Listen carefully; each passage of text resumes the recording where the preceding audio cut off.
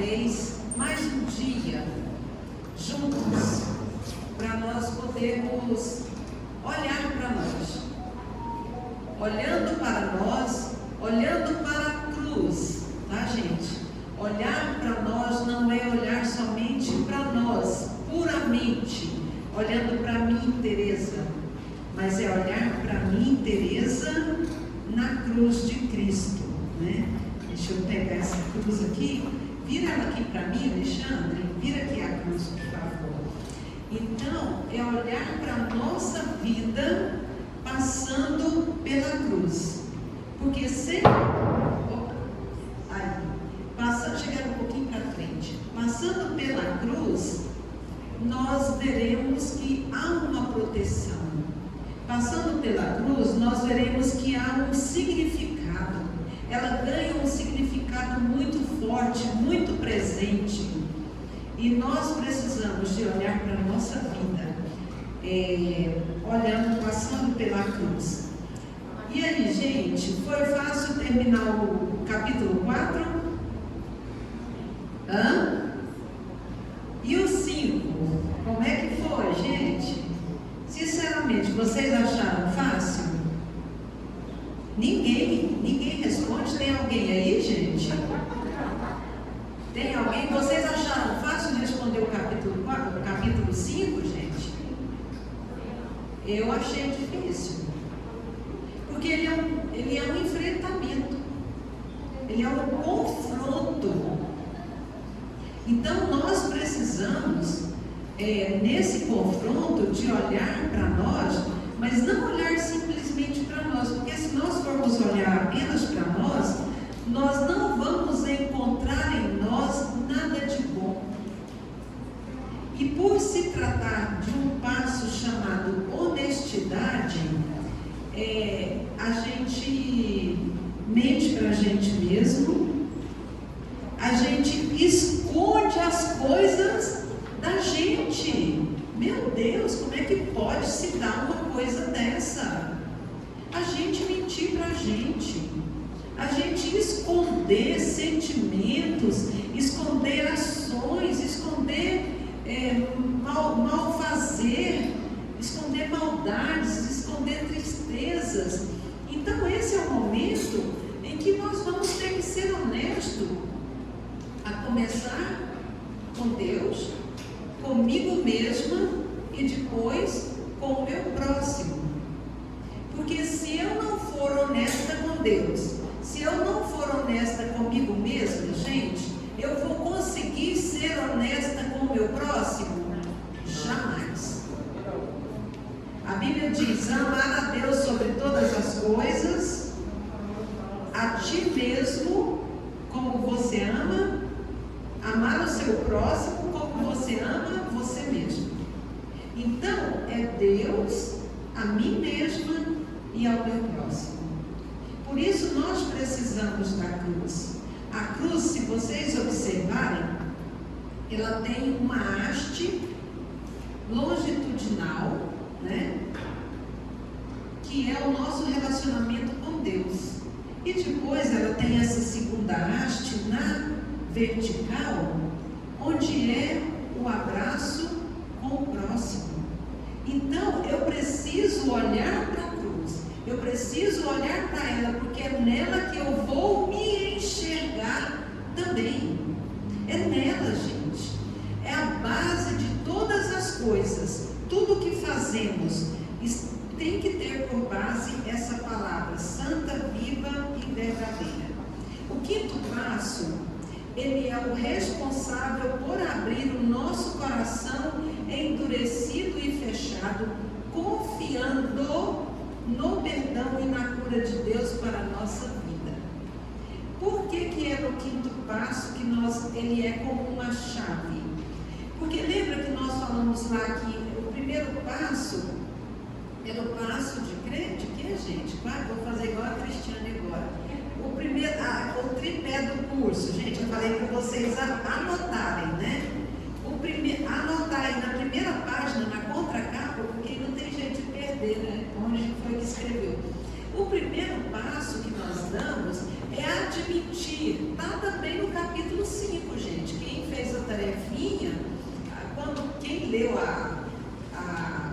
texto proposto, a primeira página onde está escrito capítulo 5, a página de dentro, ele já fala o que é o primeiro passo.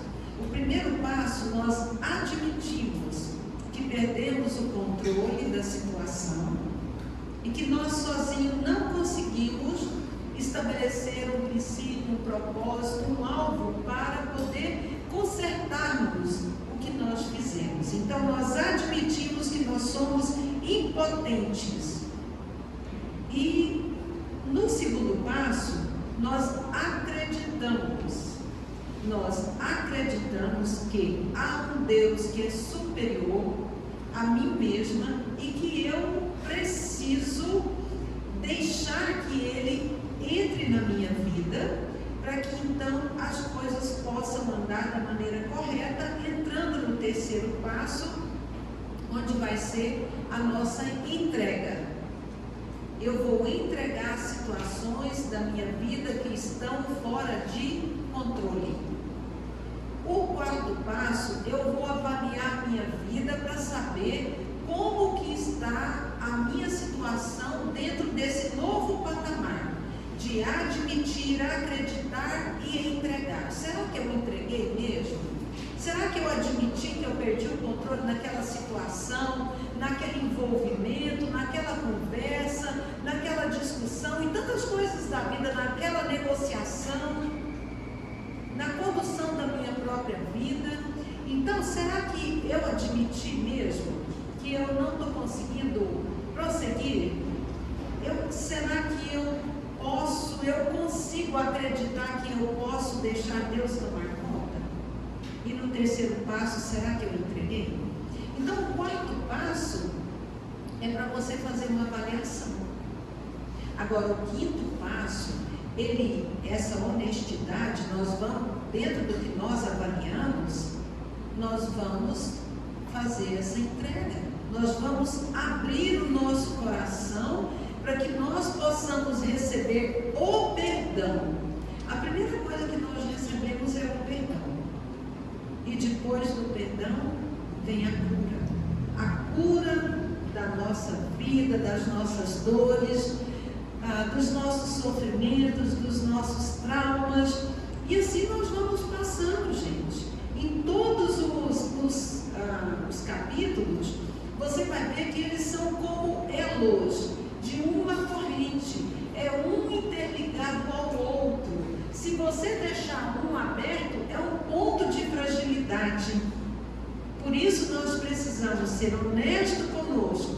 Nós precisamos ser honestos com Deus e precisamos ser honestos com o nosso próximo.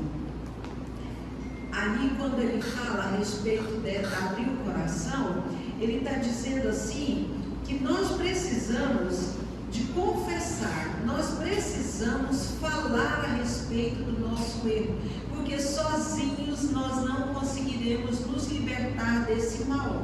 Por que não? A palavra de Deus diz em Provérbios, ele diz assim, todo aquele que confessa e deixa, alcança a misericórdia do Senhor. É verdade, ele alcançou a misericórdia para a salvação.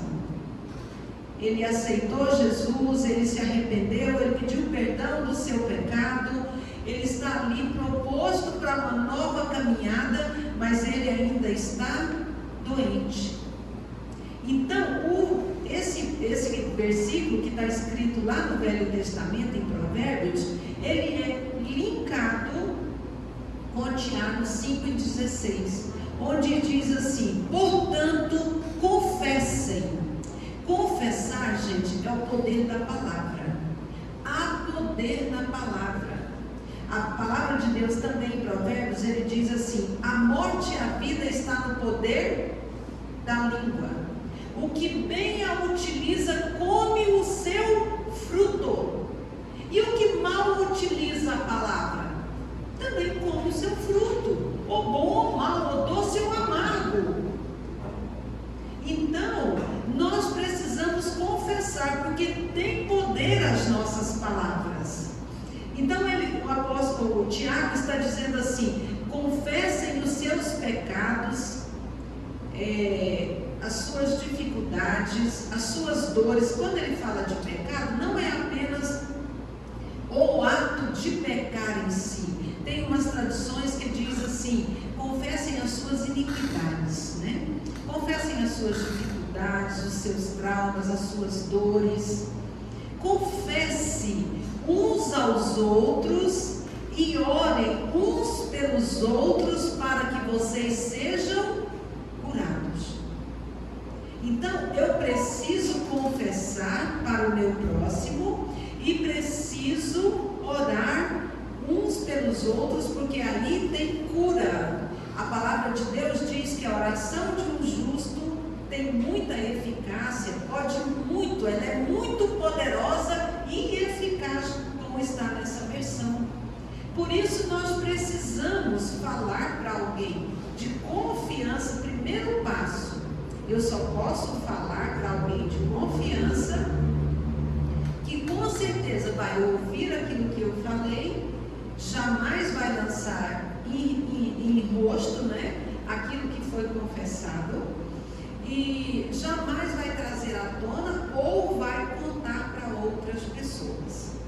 Por isso nós aconselhamos que, se você precisa falar alguma coisa em particular, procure o seu líder. Pessoas da família é muito complicado, tá? Não faça isso, é uma situação muito difícil.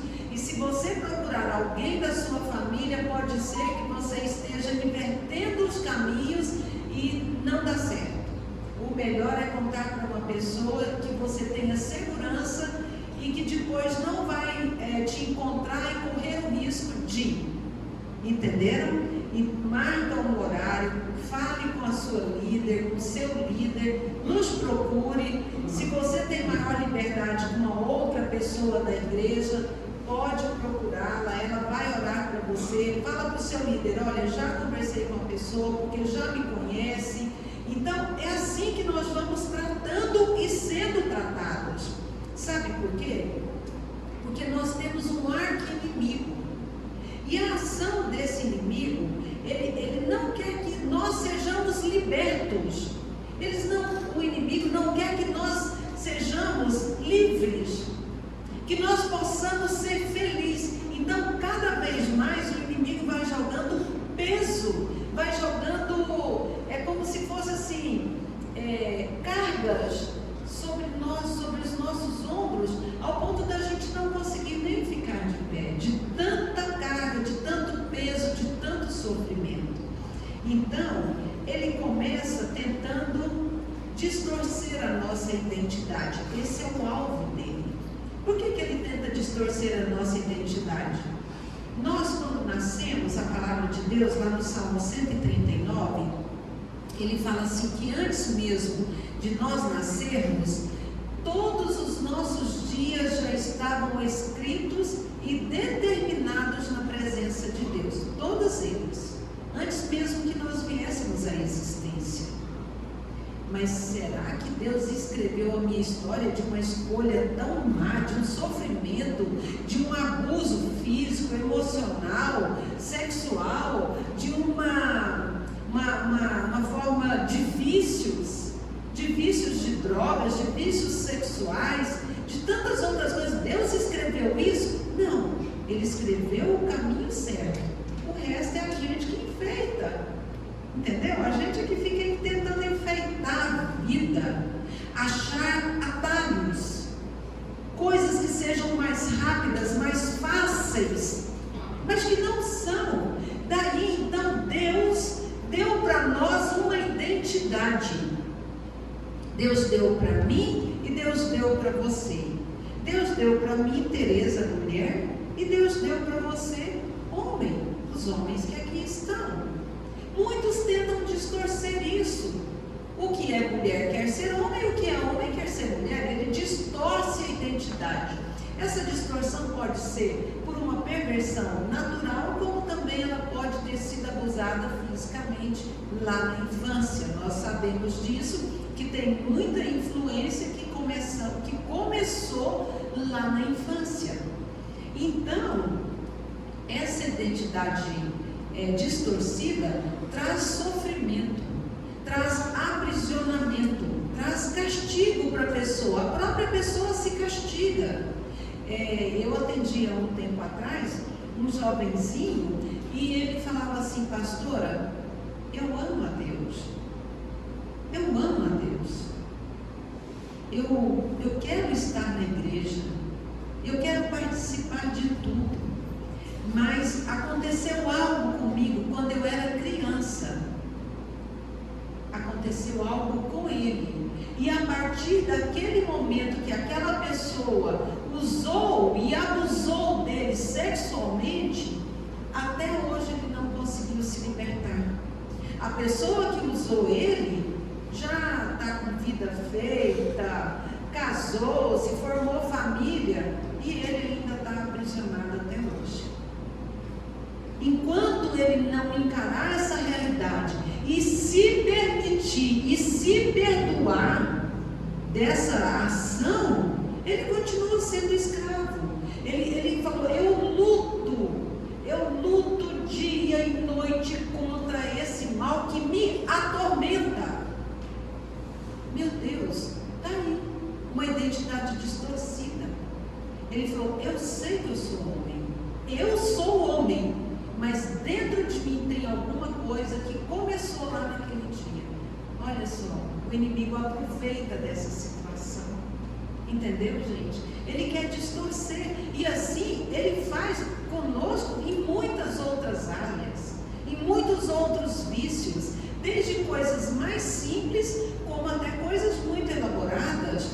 Uma vez eu atendi uma senhora, já era uma senhora, como da minha idade talvez, e ela não falava o que era o problema dela. Ela era de uma outra denominação. Alguém falou que ela podia vir aqui porque a gente utiliza de fidelidade diante de Deus, e não falar jamais. Eu nem sei quem é essa pessoa que mandou ela aqui, nem sei mais quem é a pessoa que veio, mas o caso dela foi o seguinte: ela não falava o que era o problema dela, e eu espero que a pessoa fale, né? Nós precisamos confessar. Como ela não falava claramente qual era o problema, eu falei para ela: olha, se você quiser ajuda, você precisa falar. E com muita dificuldade ela me falou. Ela falou: pastora, quando eu entrei na sua sala, eu sei tudo aqui que eu posso levar, que você jamais vai saber quem foi que levou. Cleptomania, né? Roubo.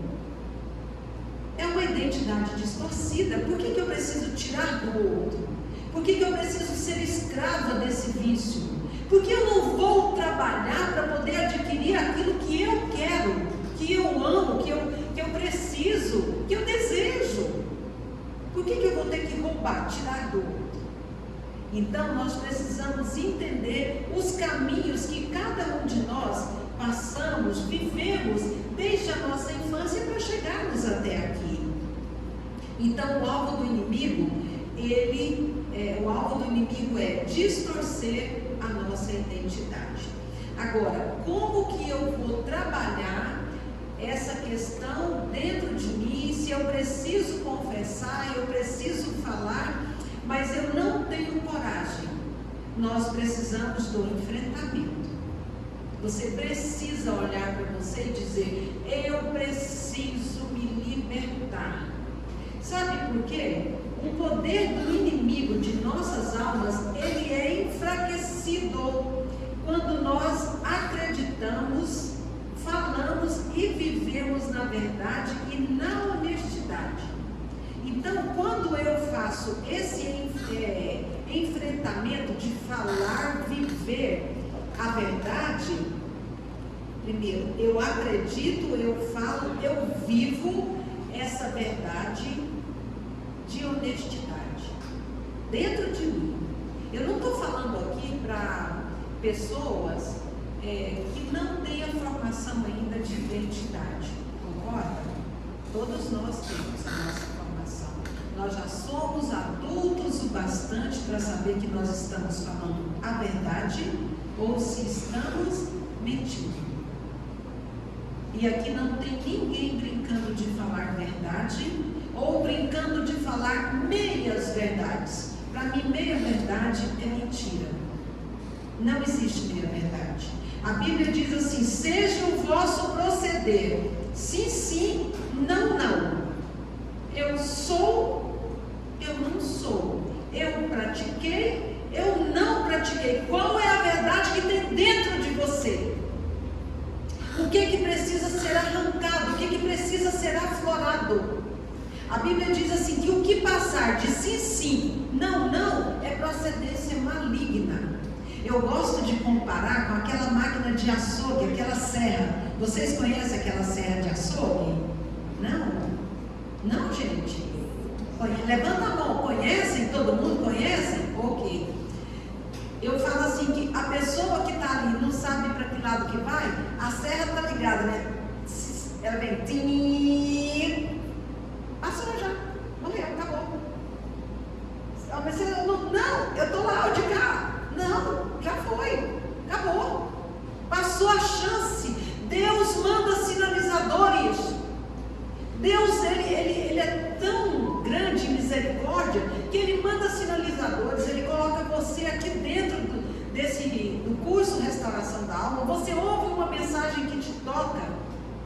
Mais do que isso, Deus não vai descer do céu e espremer você. Deus não vai mandar um anjo, botar uma espada aí no seu peito e falar, ó, confessa agora. Não, não vai ter, não vai. É individual. O poder do inimigo é enfraquecido. Isso só vai ser verdade se você abrir a boca, falar, confessar.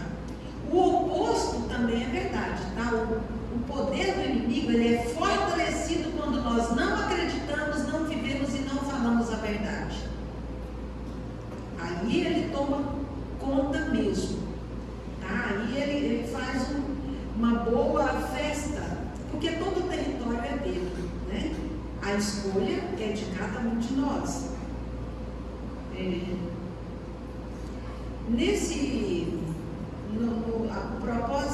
O propósito do autor do livro, ele coloca aqui que nesse capítulo 5, nós vamos aprender a ser honesto primeiramente com Deus. Podemos até de certa forma ter escondido a realidade dos nossos problemas, ou muitas das vezes também culpando a Deus por eles, mas deixar esta barreira cair sobre a porta. Eu acho que eu escrevi alguma palavra errada. Bom, deixar essa barreira cair vai fazer com que nós venhamos experimentar o verdadeiro amor e a aceitação de Deus, que é fundamental para a nossa cura e restauração. Quando eu aprendo a ser honesto primeiro com Deus, eu vou então parar de culpar Deus pelas ações. São as nossas decisões, gente. É as nossas decisões. Deus não... As pessoas falam assim, eu orei tanto e fui lá e comprei aquele carro, né? Agora eu estou aqui todo endividado. E foi Deus que abençoou. Você falou, Deus, o Senhor botou no meu coração que era para eu ir e fazer. Não era. Você fez, deixou da fé real, como eu falei com as mulheres na segunda-feira. A fé real é aquela assim, eu consigo pagar a prestação, então eu posso fazer uma negociação, eu posso até ganhar mais ou menos, mas eu tenho condições de cumprir com o compromisso. Agora, assumir um compromisso sem ter condições de cumprir com ele, aí é falta de responsabilidade, não é fé, é falta de responsabilidade. Então, muitas das vezes as pessoas culpam Deus, e não é Deus não, é hora de nós assumirmos, foi eu, o erro foi meu. Eu gosto muito, eu sou muito honesta, eu sou muito sincera. Perguntou para mim, eu respondo. Com educação, é claro, mas se você perguntar a verdade, é a verdade. Não tem esse negócio de meio termo, não. E com Deus, gente, não adianta eu querer esconder dele, não. Não adianta eu querer esconder essa realidade, né? Então, deixar abrir, né, para Deus, nós vamos fazer cair essa barreira, e caindo essa barreira, abre então uma porta para nós experimentarmos o verdadeiro amor de Deus. E aí, quando eu vou experimentar o verdadeiro amor de Deus, eu vou descobrir a minha identidade em Deus, a identidade que Deus me formou. Para que eu fui formada? Qual foi o propósito que Deus me formou? Para que eu vim ao mundo? Tem algum propósito? Claro que tem. Todos nós estamos aqui e desempenhamos uma função. Agora, para isso eu tenho que conhecer o verdadeiro amor de Deus, para que eu não me perca dentro de mim mesma, né? Em segundo passo, eu vou aprender a ser honesto comigo mesmo. Então eu preciso desenvolver o desejo e a força para abandonar os erros e falsidade. Essa honestidade, gente, ela é difícil? É, mas não é impossível, não é. Eu tenho muita dificuldade de lidar com a mentira, nunca dei conta de lidar com a mentira, não. Mas já atendi alguns casos que a questão era mentira. E acho que foi um dos últimos, né, que a gente atendeu, eu e o Roberto atendíamos um casal. Eu falei para a pessoa: não consigo, eu desisto de você. Gente, ele vivia uma mentira, o homem vivia uma mentira tão grande que ele já não sabia, ele próprio não sabia mais o que era a verdade e o que era a mentira de seus atos. Ele acreditava e falava tanta mentira que não, acabou. Ele não, espera, como é que é? Entendeu? Ele usava tantas máscaras para se defender, não tem que ter explicação. Fiz, não fiz, falei, não falei, peguei, não peguei. É isso só, não tem explicação. A palavra de Deus diz que as nossas justificativas não passam de trapos de imundície. Trapos de imundície, gente, naquela época, antigamente, é porque naquela época não existia absorvente, tá? Aí as mulheres, quando menstruavam, elas utilizavam panos dobrados para absorver o sangue da menstruação. A mulher, quando menstruava, ela ficava, na época, ela ficava fora do arraial, porque era considerada imunda naquele período, né? Para não contaminar outras pessoas, ela ficava em um local à parte, e aquele pano tinha que ser enterrado numa distância, numa profundidade específica, era o cuidado para não haver contaminação. Então, era cheiroso esse pano, né? Cheiroso, sangue perdido. Alguém já viu sangue perdido? Alguém que está com hemorragia intestinal, quando ele vai ao banheiro, a gente não suporta. A própria pessoa não suporta. A pessoa faz vômito do cheiro de suas fezes contidas de sangue. O trapo de imundície é isso. Aí Deus fala assim: está fedendo, está fedendo. Não, Jesus, de jeito nenhum, tentando pôr justificativa. Gente, qual é a verdade? Para quê? Não é? Para que justificativa? Não se gaste, não invente mais mentiras para tampar outra mentira. Seja verdadeiro, fale a verdade, é mais fácil. Então nós precisamos ser honestos conosco. É difícil, mas não é impossível. Porque a maioria de nós, olha por que essa questão de abandonar o erro é difícil. Porque a maioria de nós fomos criados em famílias disfuncionais. E ser criado desde famílias disfuncionais nos tornou o que, gente? Especialistas em esconder sentimentos e usar máscaras. Não tinha jeito. Uma vez eu acompanhei uma criança que ela foi muito hostilizada, e a mulher que cuidava dela não deixava ela pôr a mão em nada. A menina levantava, a mulher começava: onde você vai? Aquela coisa assim. E um dia eu estava próximo dessa criança, e eu já tinha visto vários episódios dessa pessoa que cuidava dessa criança, e por mais que a gente orientava a pessoa, não adiantava. E a mãe não tinha outra oportunidade, porque tinha que trabalhar e deixava essa criança lá. Então a mãe, para manter, deixava a criança ser maltratada. E aquela criança viu a árvore de Natal e ela ficou encantada com aquela árvore de Natal.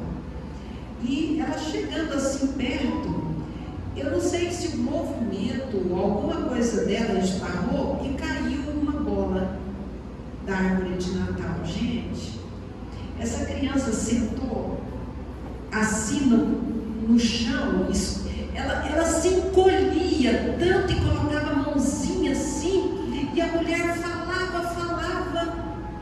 meu Deus, que angústia! Eu fui lá e falei para a mulher, é apenas uma bola, você pode comprar outra, até ficar sem, não vai fazer diferença, porque eu não suportava ver aquela mulher hostilizar aquela criança. E ela falava assim, não fui eu. Talvez até nem tenha sido mesmo. Mas se alguma parte do corpinho dela, ou até do shortinho dela, passou lá e fez cair, entendeu? Ela não viu. E ela já procurava se desculpar.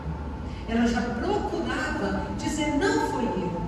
Então, gente, essa hostilidade que essa criança sofria, isso visualmente está junto com a gente, né? Imagina quando não tinha ninguém perto dessa criança.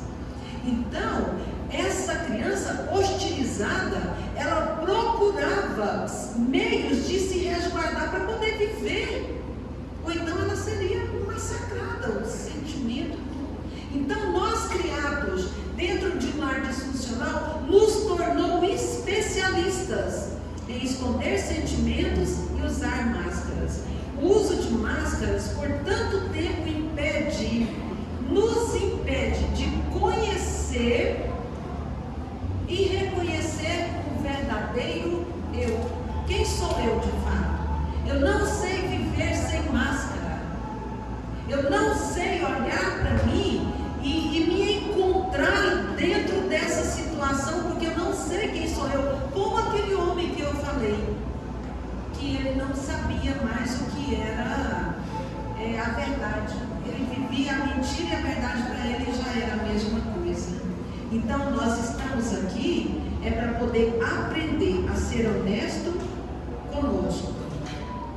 E terceiro passo, nós vamos aprender a ser honesto com o nosso próximo. Muitas das vezes, quando nós temos esse sentimento de esconder, de ter uma vida obscura ou tampada, cheias de máscaras, nós nos isolamos, nós distanciamos. Eu não sei se você já viu alguma pessoa que ela nunca se aproxima de ninguém, ela é isolada, ela não tem amigos. Por quê? Porque ela tem medo de que alguém se aproximando dela venha descobrir alguma verdade que ela esteja escondendo. E geralmente não é coisa boa, porque ninguém esconde coisa boa. A Bíblia diz que a luz, ela não é colocada debaixo da cama, ela é colocada no lugar alto para que todos possam utilizar a sua claridade.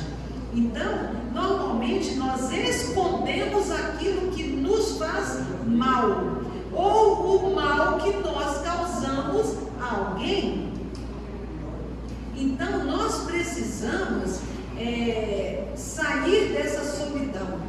Nós precisamos ser verdadeiros e humildes também, porque quando eu vou compartilhar a minha história, eu tenho que ser humilde, porque eu vou ter que encarar que eu errei, e que eu estou errada, e que eu preciso mudar de vida, eu preciso mudar de comportamento. Então eu tenho que ter humildade, e humildade ninguém tem, tá, gente?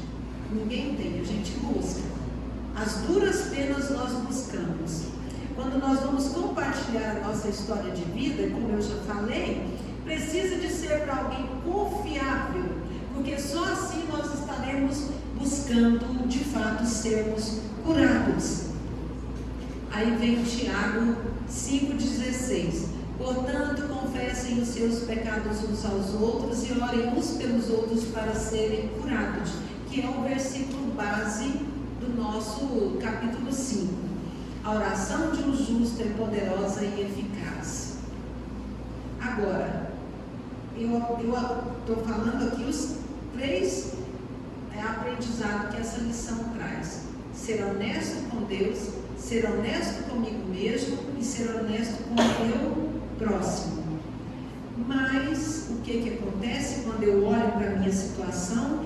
É mais fácil eu colocar a culpa nos outros, é mais fácil colocar a culpa na circunstância, porque com essas atitudes nos despojamos covardemente da responsabilidade de nossas ações.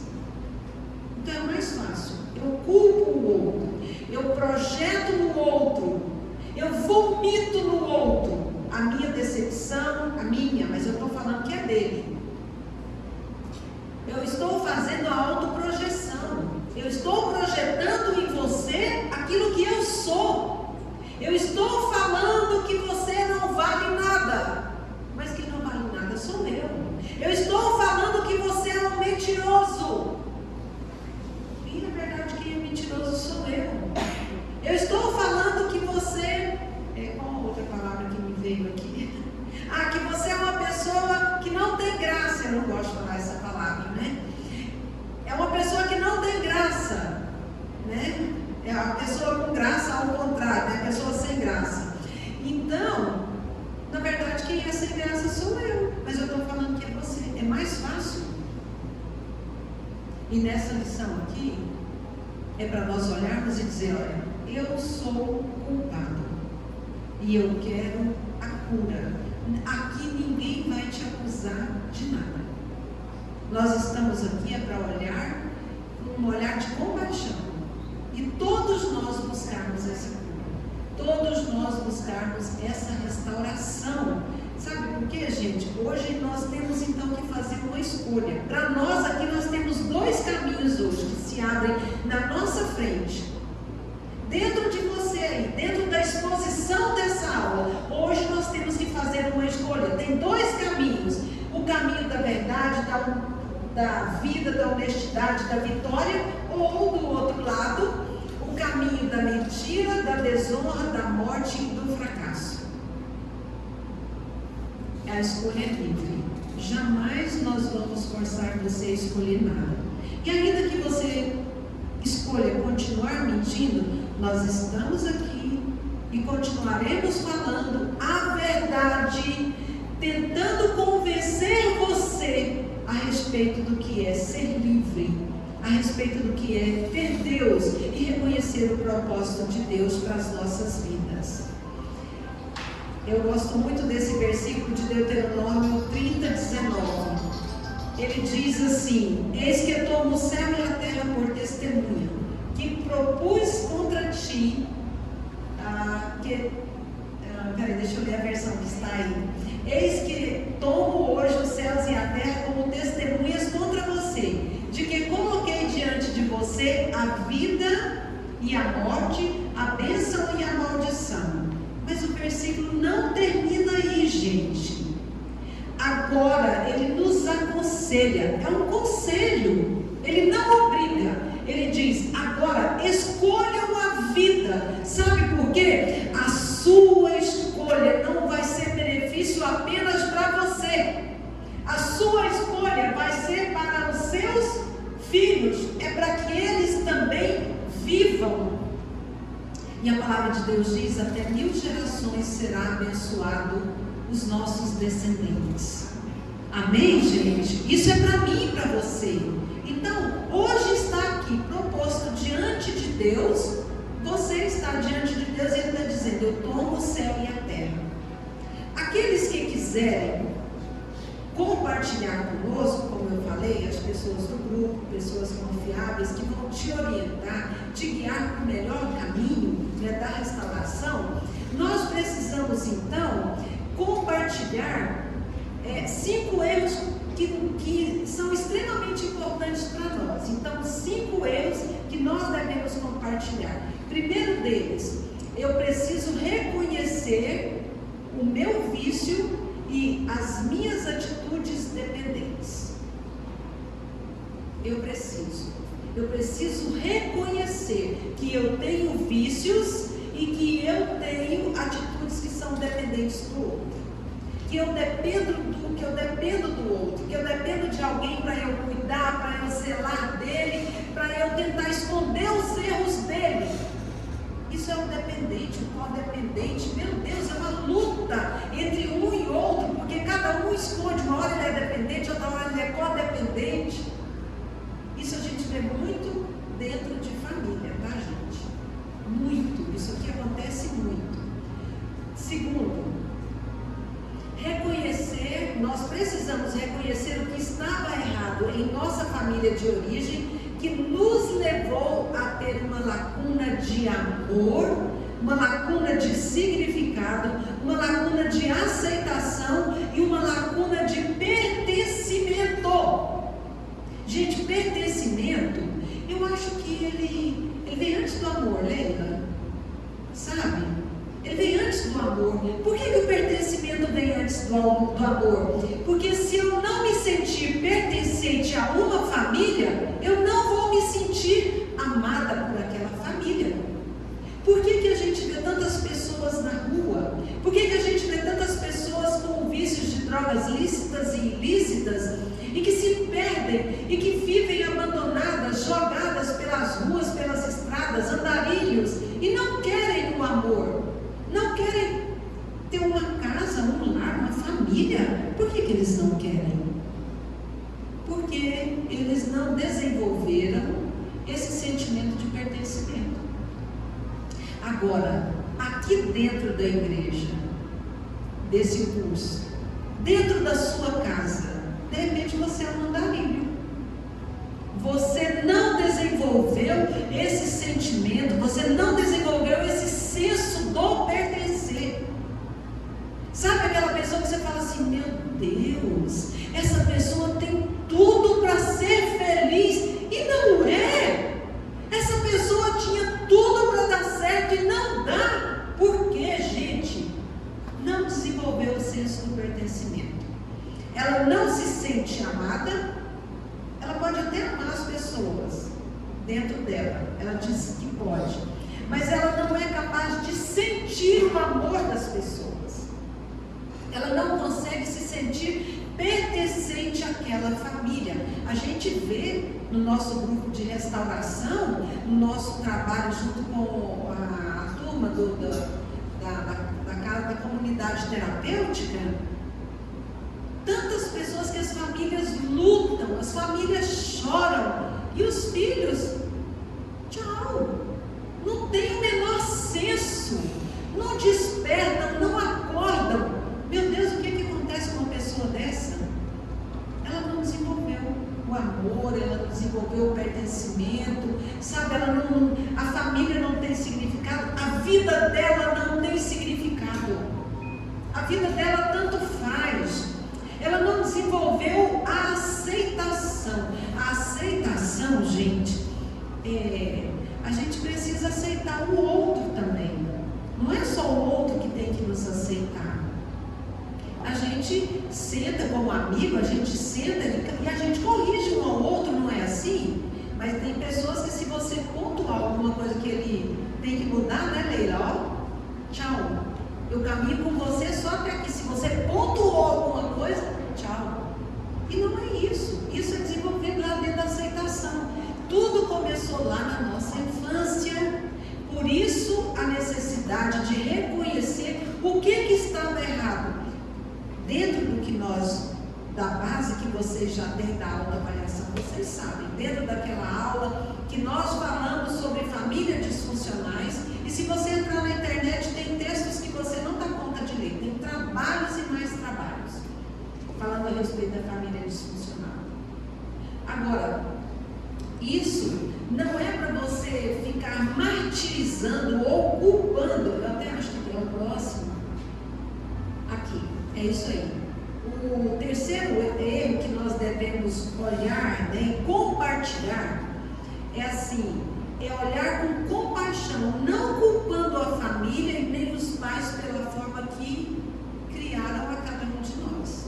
Lembra que eu falei para vocês? Os nossos pais Qual aqui, eu não sei vocês, mas na nossa turma aqui, Leila, Andréia, qual dos nossos pais aqui sentou num banco de uma escola? Escola mesmo, primeiro grau, segundo grau, né? Não teve. Talvez vocês mais jovens, os pais já sentaram, fizeram faculdade, mas os nossos pais, meu pai fez até o 3º ano colegial, eu nem sei o que ele fez lá, o pré, primeiro, segundo, terceiro, né? Gente, ele sabia ler e escrever muito bem, e sabia matemática como ninguém. Então, uma pessoa extremamente conhecedora, lia livros, uma pessoa atualíssima, mas ele não tinha, naquela época não existia revistas como nós hoje temos acesso, não tinha os meios de comunicação como temos hoje. Então hoje, se você criar o seu filho de maneira errada, se você estabelecer parâmetros que não sejam aceitos socialmente, é porque você quer. É unicamente porque você quer. Porque conhecimento está aqui para todos. Mas os nossos pais não. Então eu não posso culpar os meus pais. Eu não posso. Uma vez eu peguei uma carta, não sei se eu compartilhei isso aqui com vocês, eu esqueci qual o nome, é um grupo de tratamento terapêutico, que eles pegam essa família disfuncional e eles fazem um grupo de psicólogos, né, uma linha da psicologia que vai para esse lado, e aí eles reúnem as pessoas que têm um sofrimento muito grande e eles escrevem, assim como nós pedimos para vocês escrever todas as mazelas, todo o sofrimento, tudo, escreve tudo lá naquela carta. Essa carta nós vamos, inclusive no capítulo 4 pediu isso, né? Perdão, no capítulo 4 também, mas no 5 foi específico.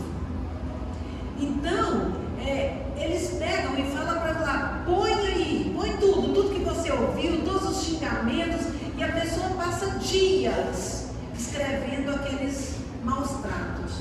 E depois, no final que eles escreveram, aquela carta é dobrada, colocada no envelope e destinada ao pai, à mãe, ao marido, à mulher, ao tio, a qualquer pessoa que eu tenha alguma mágoa contra ele, ou a várias pessoas. Gente, eu tive a oportunidade de ver uma carta para uma mãe. Eu nunca imaginei na vida que uma pessoa pudesse ter tantas palavras malignas, destrutivas, para poder trazer para alguém. Aquela mãe falava assim, eu sou um monstro então. Entendeu? O filho, além de ainda não conseguir a libertação, ainda matou a mãe. Porque a mãe entrou numa depressão que não tinha nada que curava aquela mãe. Era só Deus para poder curar.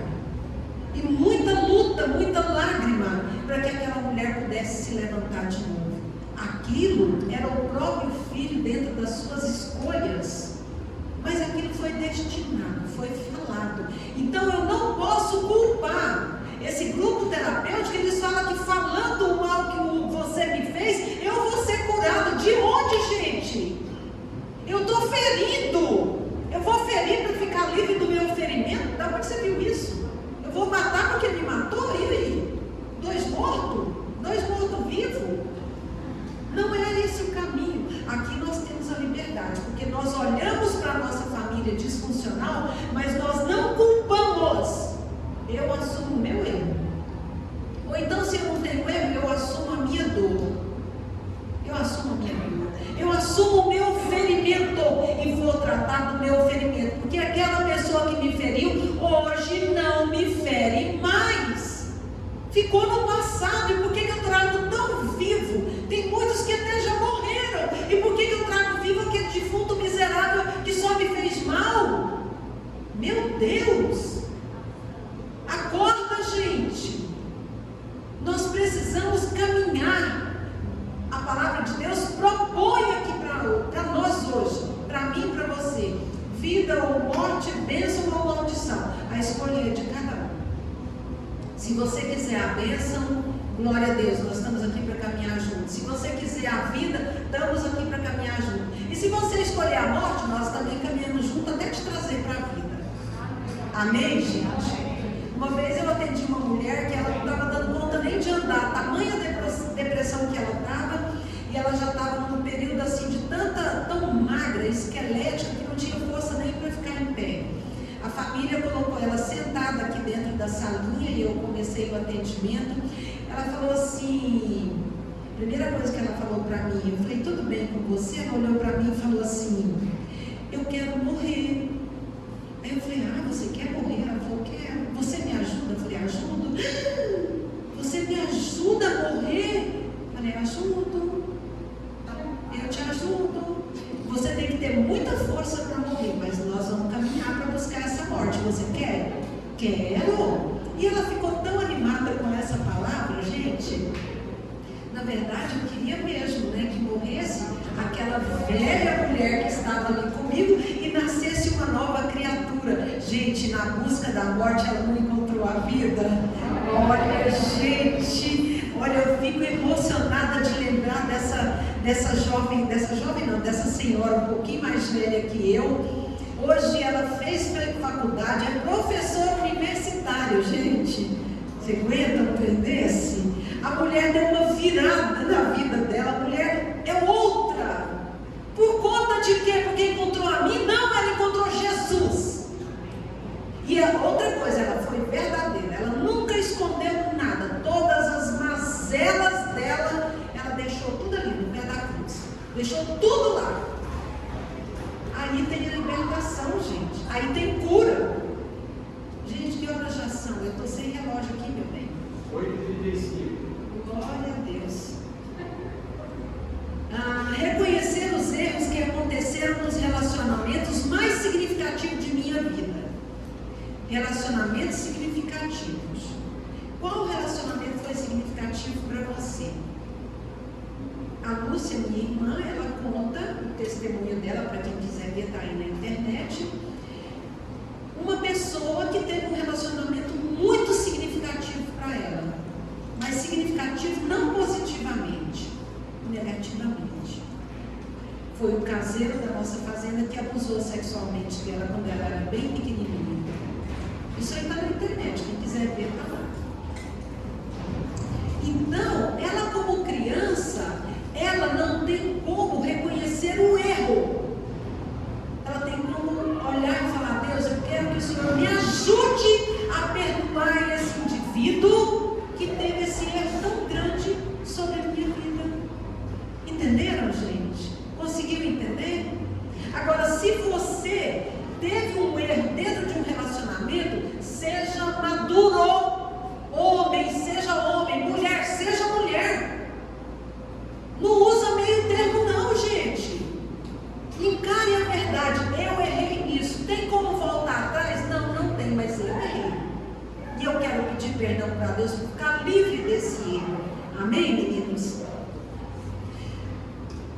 O último erro que eu devo compartilhar. Reconhecer as formas específicas pelas quais nós machucamos as pessoas por meio dos erros que surgiram com os nossos vícios, nossas atitudes dependentes e compulsivas. Eu creio que aqui não precisa de falar nada mais. Eu creio que está tudo escrito aí. E isso aqui, gente, está tudo aqui no livro, tá? Não escrevi nada de minha boquinha, de minha vontade, não. Está tudo aqui. Tudo isso aqui está aqui relatado, está tudo aqui. Então, eu preciso reconhecer as formas específicas pelas quais eu machuquei as pessoas. Eu machuquei alguém, então eu tenho que reconhecer. Eu preciso pedir perdão. Eu preciso restituir essa pessoa do erro que eu cometi. E já caminhando para o final, vícios, feridas, pecados nos isolam de outras pessoas e de Deus. Ao compartilharmos, os nossos vícios, feridas, pecados, as nossas dores, nós quebramos as barreiras que nós mesmos construímos e abrimos para os novos relacionamentos fundamentados no que, gente? na verdade, na honestidade, no perdão, na aceitação, no pertencimento do que é verdadeiro, que é Cristo, é nele e é por ele. O único problema que Deus não pode resolver é qual, gente? Aquele que eu tento esconder.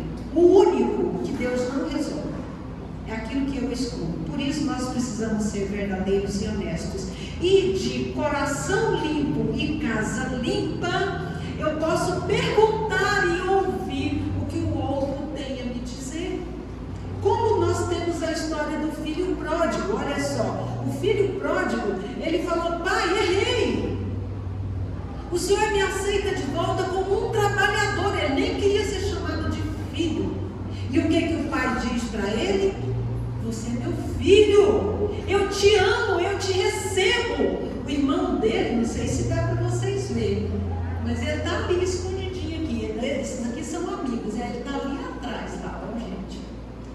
O irmão dele que não saiu de casa está lá, todo maquiavélico, mas ele está ali abatido e reconhecendo o seu erro e pedindo perdão, e o pai o recebe com amor. Esse mesmo amor é o amor de Deus, é o amor de Deus que está proposto para aquele que quer ser verdadeiro, como o filho pródigo, e caindo em si.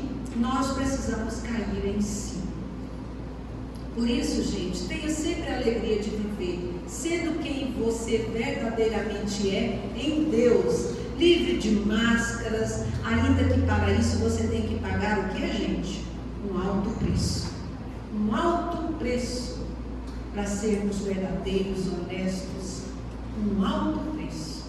Mas é um alto preço livre. Não fico devendo nada para ninguém, não devo nada para ninguém, muito menos para o diabo. Ele é o primeiro a sair, porque quando eu falo a verdade, ele sai fora.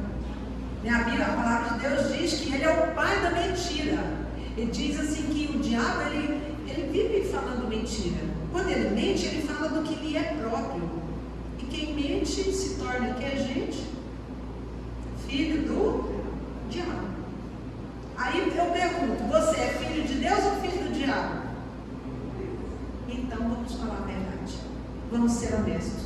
Vamos ter a alegria de viver verdadeiramente quem somos. Amém? Eu gostaria de convidar vocês para que nós pudéssemos ficar de pé e fazer uma oração. Uma oração para nós sairmos agora e compartilhar a nossa vida. Cada um vai ter a oportunidade. É uma oportunidade. Você abre a boca, confessa, ou você deixa passar. Fica a seu critério. Se você não quiser fazer isso hoje, ore para Deus te dar uma oportunidade. Ore para Deus mostrar para você a liberdade que você tem com o seu líder. Nós vamos ter isso que está sendo escrito aqui, gente, no capítulo 5. Guarde ele, porque lá no Veredas nós vamos utilizar tudo que foi escrito aqui. Tá? Tudo que está sendo respondido nesse questionário, nós vamos utilizar ele lá no nosso seminário de Veredas, na sexta-feira à noite, sábado o dia inteiro e domingo até o meio-dia. Tá bom, gente? Amém? Oremos então ao Senhor. Senhor Deus e Pai, meu Deus, nós colocamos diante do Senhor a nossa vida. Meu Deus, nós queremos agora, Senhor, nos abrir para Ti e clamar ao Espírito Santo, porque sozinhos nós não somos capazes, mas com o Senhor nós seremos mais que vencedores. Ajuda-nos nesta caminhada, fortalece-nos, ó Deus, e dá-nos entendimento para que nós possamos, ao abrir da nossa boca, abrir do nosso coração, abrir a nossa mente, Senhor, para enxergar a Tua bondade, a Sua misericórdia estendida para todos nós. Assim, ó Deus, nós abençoamos a cada um dos Teus filhos, em nome de Jesus. Amém.